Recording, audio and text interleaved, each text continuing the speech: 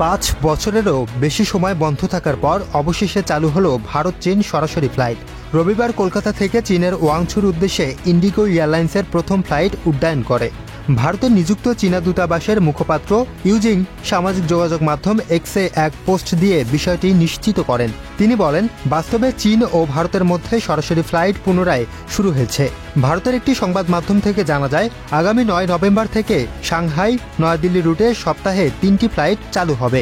এতে করে দুই দেশের মধ্যে বাণিজ্য, পর্যটন ও ব্যবসায়িক সম্পর্ক আরও জোরদার হবে বলে আশা করা হচ্ছে।